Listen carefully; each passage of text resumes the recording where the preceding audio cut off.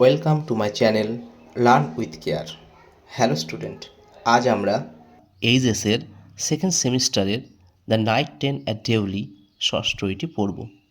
যেহেতু থার্ড সেমিস্টারে শুধুমাত্র এমসিকিউই থাকে, তাই খুব বেশি ডিটেলসে না গিয়ে আমরা স্টোরিটির লাইন বাই লাইন বাংলা পড়ব, বুঝব ও ইম্পর্ট্যান্ট এমসিকিউগুলো আন্ডারলাইন করব।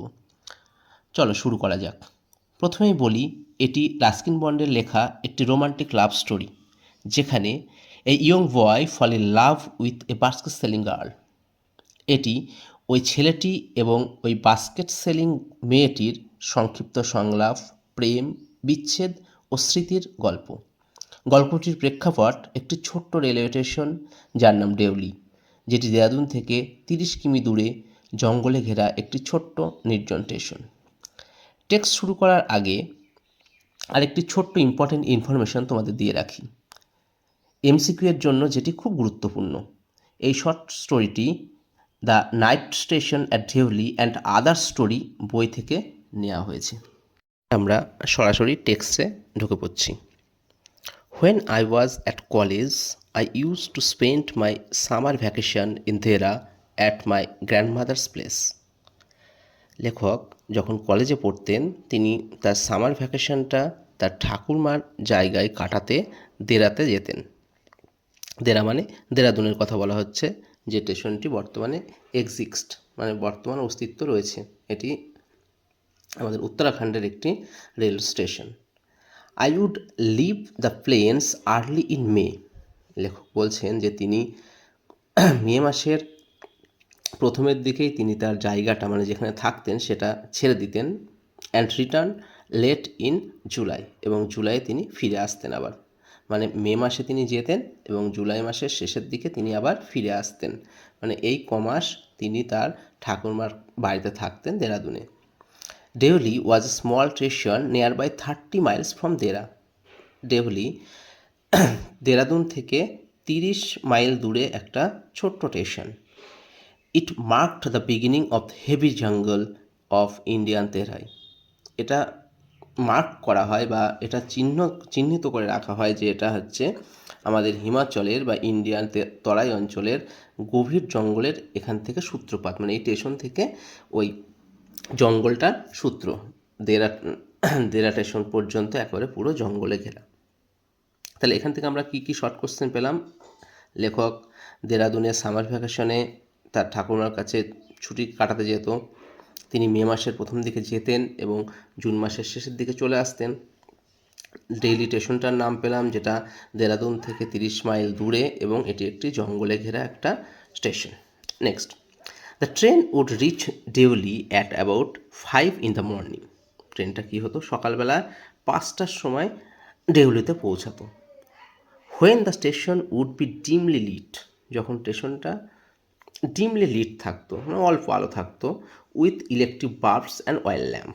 কী কী আলোর ব্যবস্থা ছিল সেখানে? ইলেকট্রিক বাল্ব ছিল এবং কিছু অয়েল ল্যাম্পও ছিল। And the jungle across the railway track would just be visible in the faint light of Don.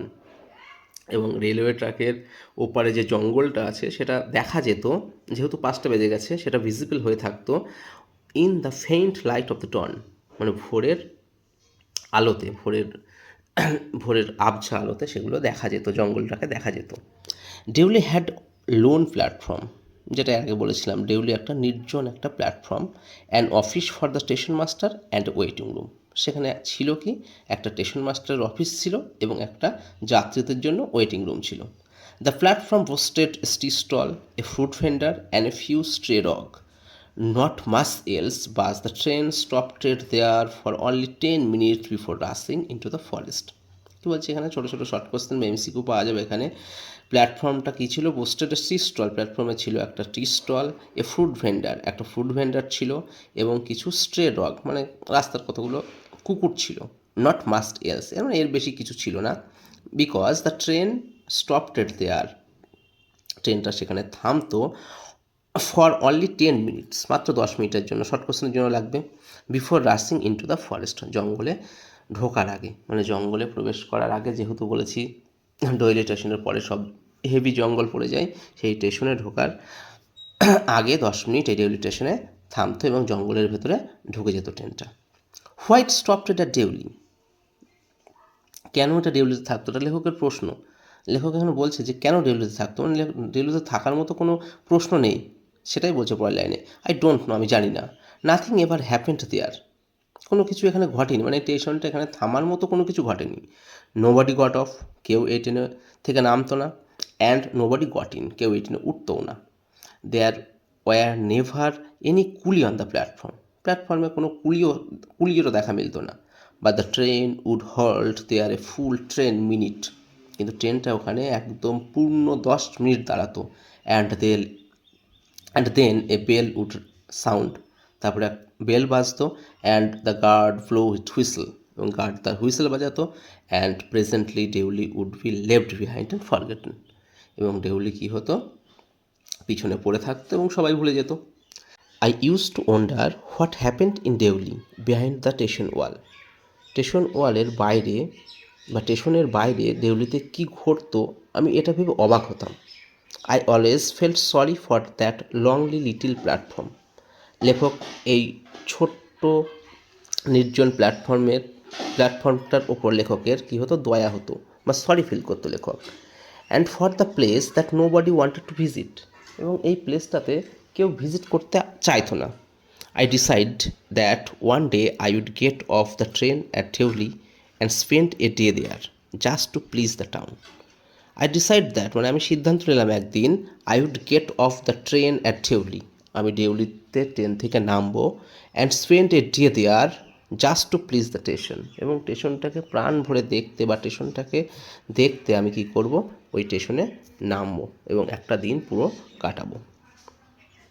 I was 18 visiting my grandmother and the night train stopped at Deoli, এবার একটা নির্দিষ্ট একটা যাত্রাপথের বর্ণনা দিচ্ছে লেখক। বলছে আমি যখন 18 বছর, মানে লেখকের বয়স যখন 18 বছর, লেখক আবার যথারীতি সেই তার ঠাকুরমার কাছে যাচ্ছে, মানে দেরাদুনে যাচ্ছে। And the night train stopped at Deoli, এবং যথারীতি ট্রেনটা আবার ডেউলিতে থেমেছে। A girl came down the platform selling basket, একটা গার্ল কী করছে, কেম ডাউন দ্য প্ল্যাটফর্মের দিকে এগিয়ে আসছে এবং সেলিং বাস্কেট, এবং সে বাস্কেট বিক্রি করছে। It was a cold morning and the girl had a shawl thrown across her shoulder, এটা ছিল একটা ঠান্ডা সকাল এবং মেয়েটির তার ঘাড়ের ওপরে দেওয়া ছিল একটি শাওয়াল।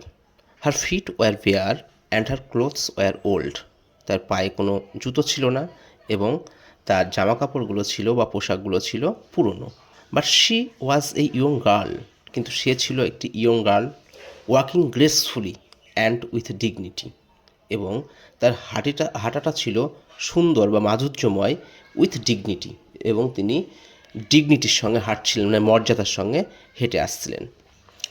When she came to my window she stopped, যখন সে আমার জানলার ধারে, মানে ট্রেনের জানলার ধারে লেখক বসেছিলেন, সেই জানলার ধারে আসলো, সি স্টপটেড, সে থামলো। She saw that I was looking at her intently, সে দেখলো আমি তার দিকে এক দৃষ্টিতে তাকিয়ে আছি। But at first she pretended not to noticed, pretended মানে হচ্ছে ভান করা, কিন্তু প্রথম দিকে সে এমন ভান করলো যেন সে আমাকে নোটিস করেনি।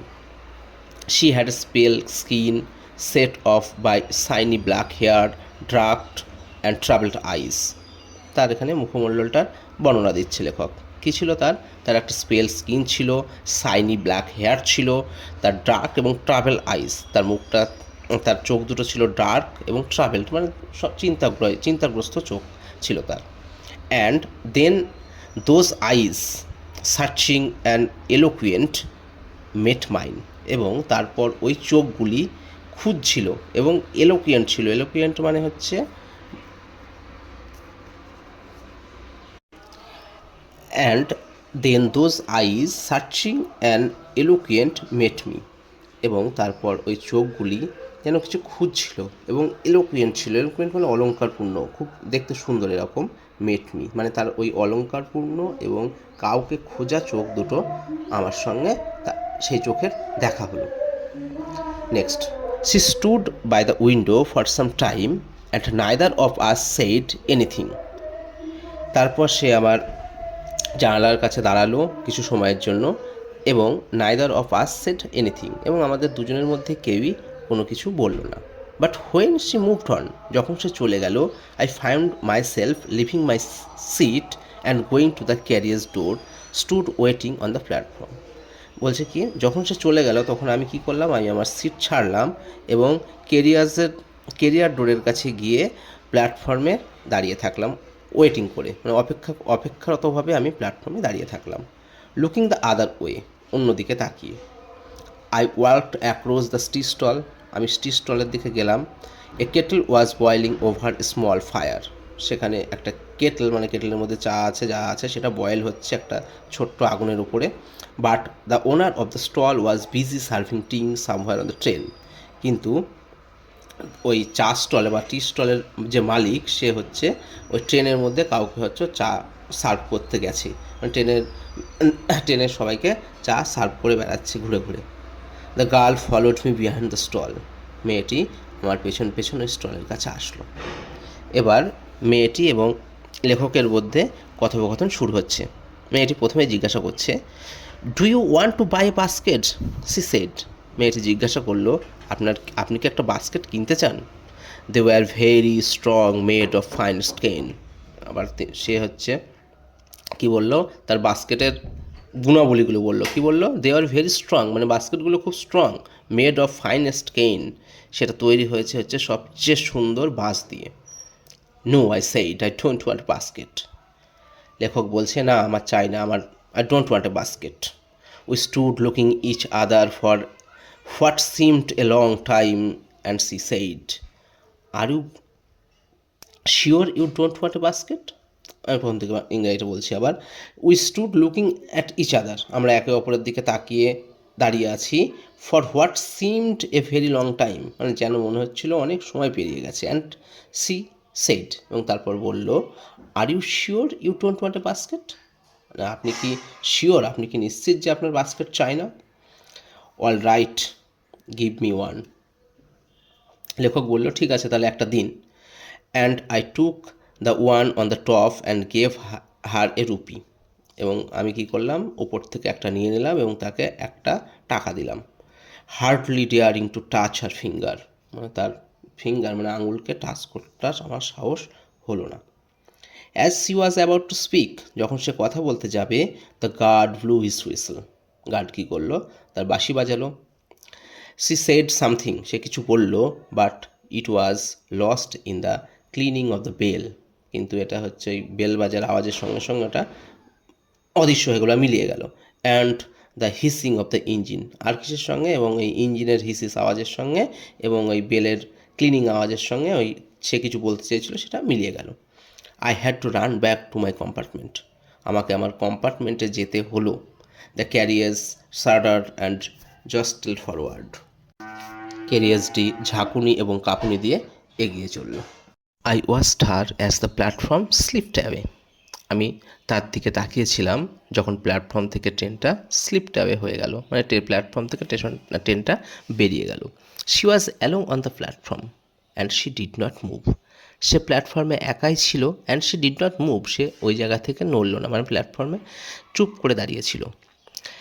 But she was looking at me, কিন্তু সে আমার দিকে তাকিয়েছিল, অ্যান্ড স্মাইলিং, এবং হাসছিল।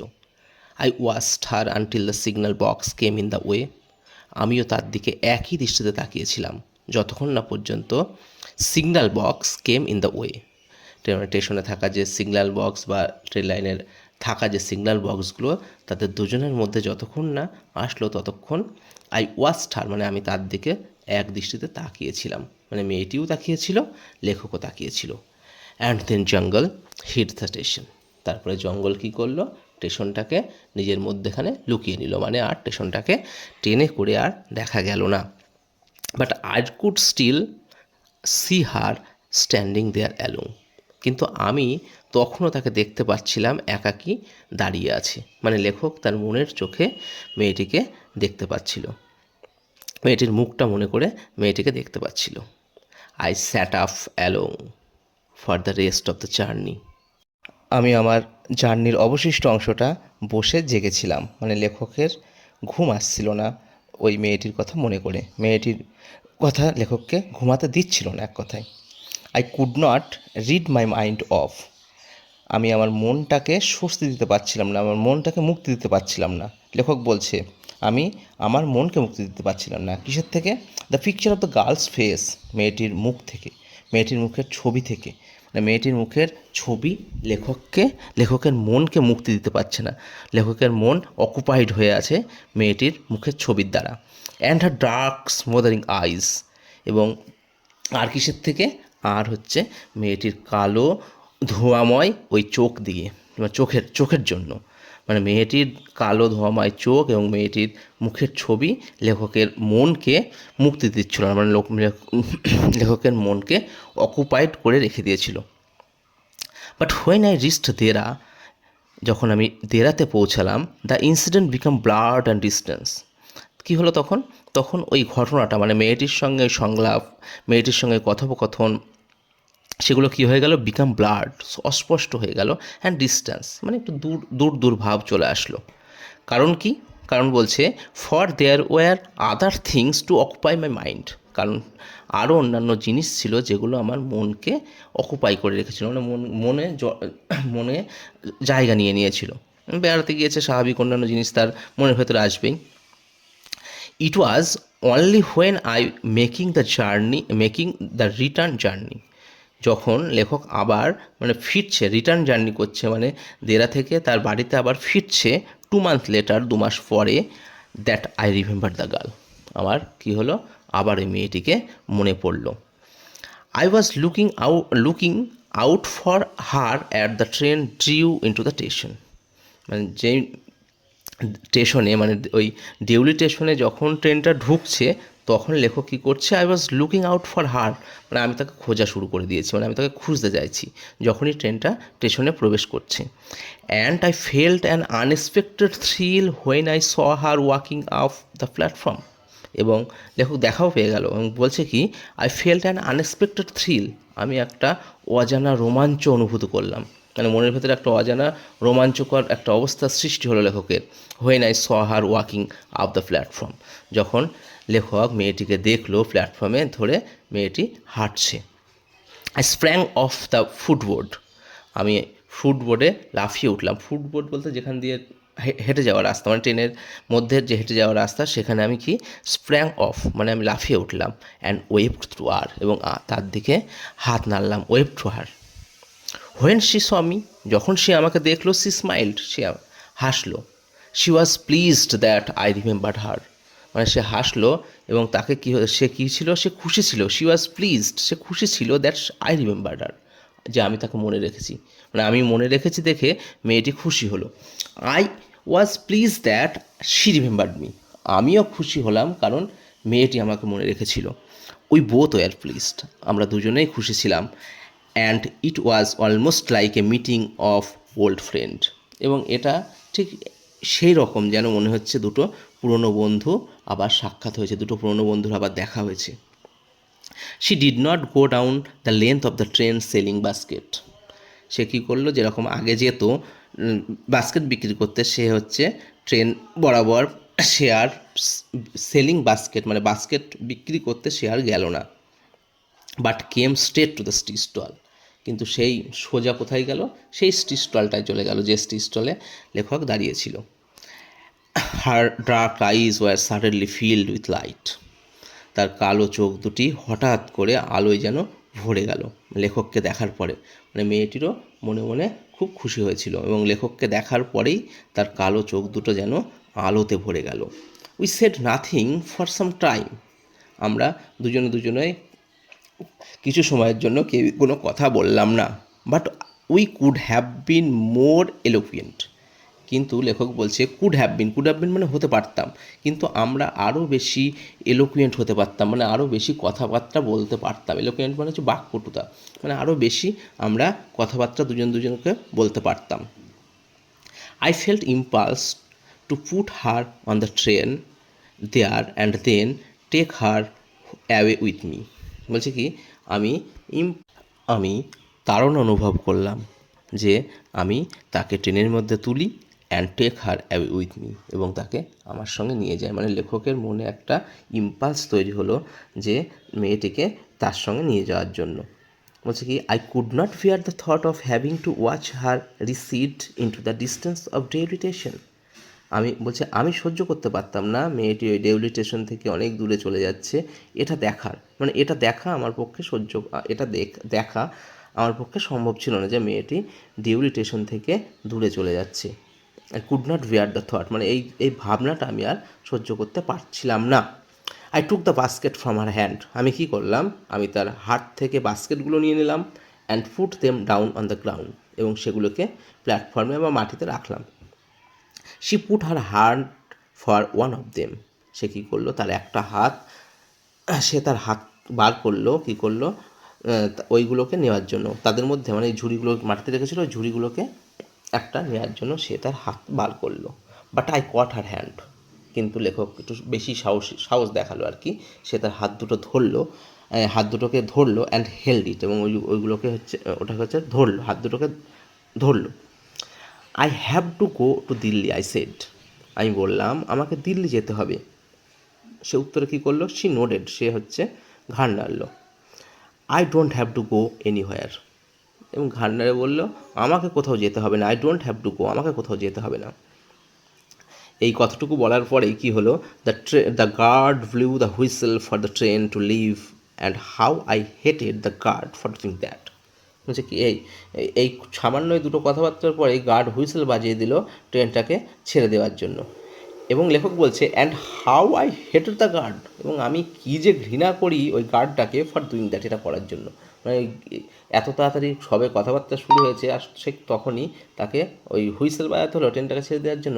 ওই জন্য বলছে how I hated the guard for doing that, মানে এটা করার জন্য, হুইসেল বাজানোর জন্য আমি তাকে খুব ঘৃণা করি। I will come again, I said, আবার মেয়েটিকে বলছে যে আমি আবার ফিরে আসবো। উইল ইউ বি দেয়ার, তুমি কি এখানে থাকবে?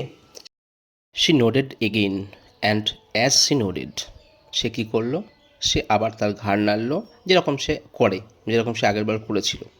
The bell changed and the train slide forward, তারপর কি হলো, তারপর বেল চেঞ্জড, ঘন্টার ধ্বনি পরিবর্তন হলো এবং ট্রেনটি এগিয়ে গেল।